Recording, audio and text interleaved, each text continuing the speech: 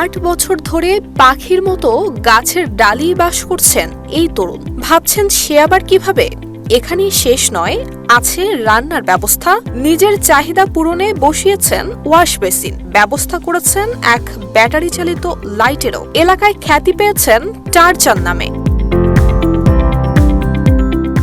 নিচে ব্যস্ত শহরের কোলাহল, আর ওপরে গাছের ডালে এক ছোট্ট ঘর, চারপাশে পাখির কিচিরমিচির শব্দ। সেই ঘরেই গত 8 বছর ধরে বসবাস করছেন করাচির তরুণ ফরমান আলী। শহরের যান্ত্রিক জীবনে যেখানে অনেকেই মাথা গোজার ঠাঁই খুঁজে পান না, সেখানে প্রকৃতির মাঝেই ফরমান আলীর অবাক করা জীবন। ফরমান বলেন, মানুষের শহর আমাকে আশ্রয় দেয়নি। ওয়ালটন আবারও মিলিনিয়ার অফারে ওয়ালটন ফ্রিজ কিনে আপনিও হয়ে যেতে পারেন মিলিয়নিয়ার। মিলিনিয়ার ছড়াছড়ি দেশ জুড়ে, এটা শুধু ওয়ালটেনই পারে। কিন্তু প্রকৃতি যেন আমাকে কাছে টেনে নিয়েছে। এই গাছই আমার ঘর, এই আকাশ আমার ছাদ।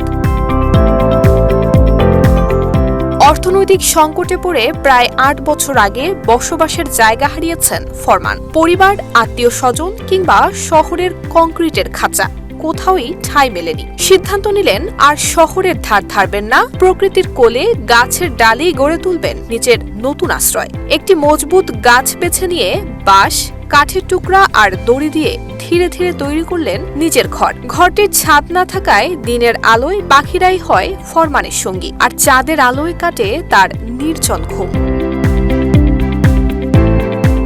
শুনতে রূপকথার গল্পের মতো মনে হলেও ফরমানের এই ঘরে বসন্তের কোমল হাওয়া যেমন আছে, তেমনি আছে কনকনে শীত, ঝড় বৃষ্টি আর প্রচন্ড গরম। কখনো ঝড়ো হাওয়ায় দুলে ওঠে তার ছোট্ট ঘরখানি, কখনো সারা রাত কাটে টিকে থাকার সংগ্রামে। তবুও নিজের এই নীড় ছেড়ে যেতে নারাজ ফরমান আলী।